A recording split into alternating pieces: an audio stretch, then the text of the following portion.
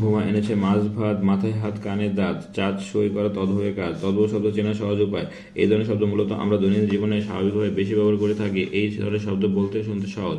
এই শব্দ মনে রাখার সহজ টেকনিক: এক, গঞ্জের কুলি, ডাগর টোপর মাথায় দিয়ে, চোঙ্গা হাতে, পেটের জ্বালায় চুলা কুলা ডাব ও ডিঙ্গা নিয়ে ডেকির উপর পা দিয়ে টঙের মাচায় উঠলো। এই শব্দগুলো: গঞ্জ, কুড়ি, ডাগর টোপর, চোঙ্গা, পেট, চুলা কুলা, ডাব, ডিঙ্গা, ঢিঙ্গি, ডেকি, ডং, মাচা।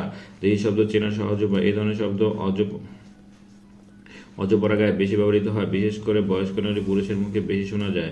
বিদেশি শব্দ: নিম্নে বিদেশি শব্দগুলো মনে রাখার সহজ টেকনিক দেওয়া হলো।